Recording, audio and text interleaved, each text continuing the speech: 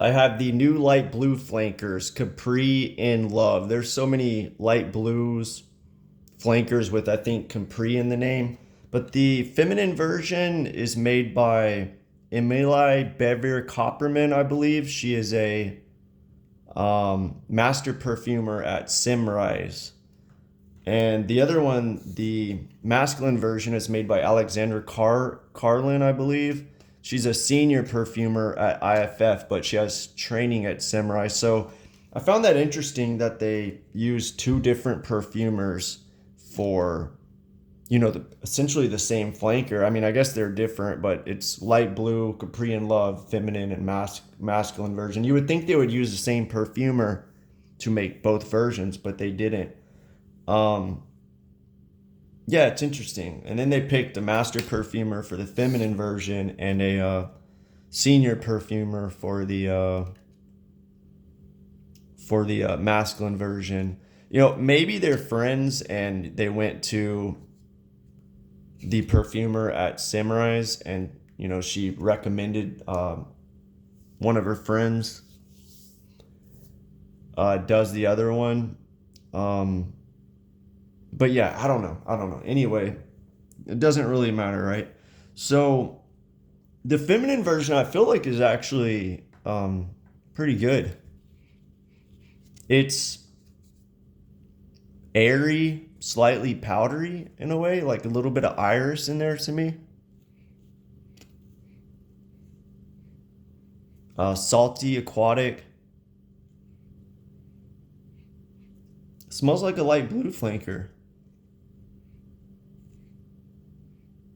Just when it dries down, you get more white florals.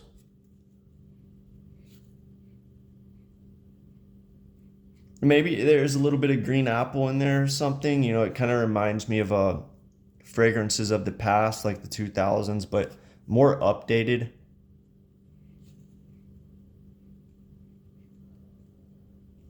I like the opening of the feminine version a good amount, and I think it leans unisex. I've seen it compared to Versace Eau Fresh or Man Eau Fresh. I could see that. I could see it a little bit. Maybe it has a star fruit note in it or something like that. But yeah, I like it.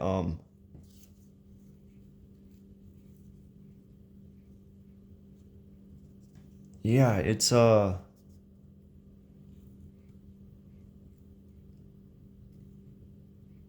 think the like powderiness of it kind of leans it a little niche. I mean, it's still designer like, it's not challenging or anything, but I could see it being a little too sharp for a lot of people in the dry down.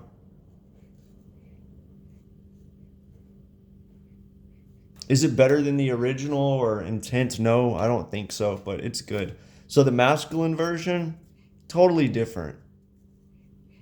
The notes that are listed for this, um, like I think it's patchouli, fig, and black pepper. I don't really get um, black pepper. It's weird. I don't get it, but if I think about it, it's like, yeah, it's probably in there. It's balanced nice.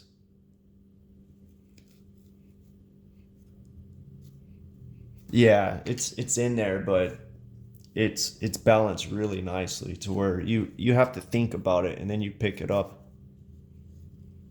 And I don't think it's something like once you think about it, it's all you can think about. It's hidden in there nicely. But I do get a bunch of fig. It's a fig fragrance. To me, it's not a light blue flanker at all. Uh, the most similar fragrance I can think of is Diptyque's Philosophos. And I wonder if the perfumer made Philosophos. I don't think so. Yeah, I don't think so. She might have made some Diptyque fragrances, but yeah, people compare it to Fico de Amalfi, but It probably, it's been years since I've smelled that fragrance, but if it's a fig fragrance, probably. But just think Diptyque's Philosopher's, a little less grassy to me.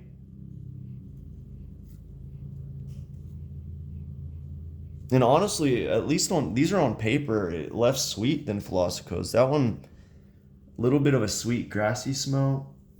Um,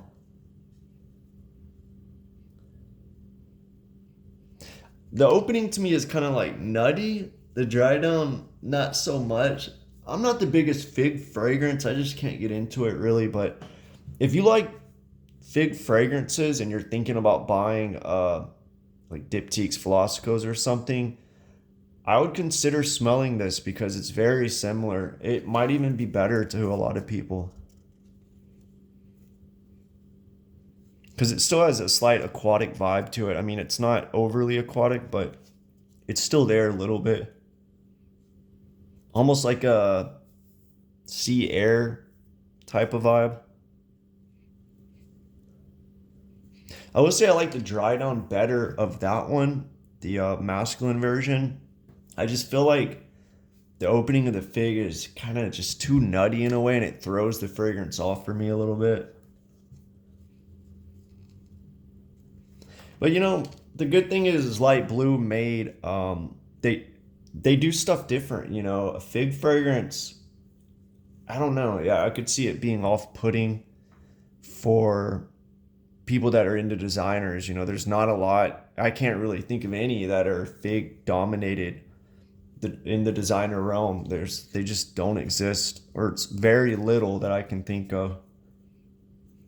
This could easily pass as a niche fragrance, and they could charge $200+ for it. And I think these go for like 117. With light blue flankers, I've noticed after about a year or something like that, probably shorter, but definitely in a year, they go on discounters, and I've even seen them at Marshall's and some of these stores for like, and they're usually like $40. I feel like, I don't know if it's for a 50 or probably a 50 ml 40, and then like 55 for 100 or something like that. But you can get them discounted really, really good. I kind of wish I bought some of them discounted, like Forever. I didn't get it because it reminded me of a lot of Lacoste fragrances, but that was pretty good. Uh, Sun, I thought was kind of good, but it just wasn't bright enough for me. I liked Italian Zest. I mean, when did it come out? 2018 or something. So it's been a long time since I smelled it. I remember a zesty, musky fragrance. A lot of people hate on that, it seems like, but I remember I liked that one. I didn't like the what was that one? It was like ice cream note or something, Italian Love. I did not like that. The one 2 years ago, Summer Vibes, it just smelled like light blue to me. Um, and they didn't release one last year. I thought that was really weird, but light blue's a good design, one of the better designer lines. I feel like your best bet is to get them on discounters, and I think it would be cool to collect them, but I don't want 20 bottles of light blue flankers in my collection. It's a lot. But yeah, if you like fig fragrances, I would try the masculine one out. I will say these don't lean either one of them feminine or masculine. They're straight unisex. I mean, they could have, I guess they're trying to sell it, but if you're a girl, try them both out. If you're a guy, try them both out. It doesn't matter. Like, I could see I could see the masculine light blue flanker here being marketed as unisex or even feminine if they wanted to.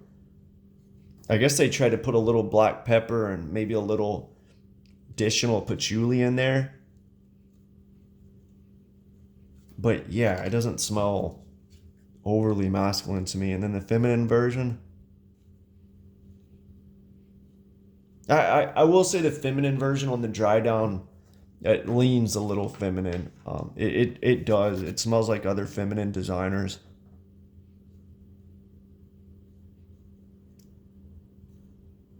But I think if you're a guy, you can still wear it. It would be like wearing Light blue intense, that's not really overly masculine or feminine, or Versace Mano Fresh or something. But it does have like a little bit of white florals, a slight powder vibe to it. Out of these two, which one is my favorite? Let's see.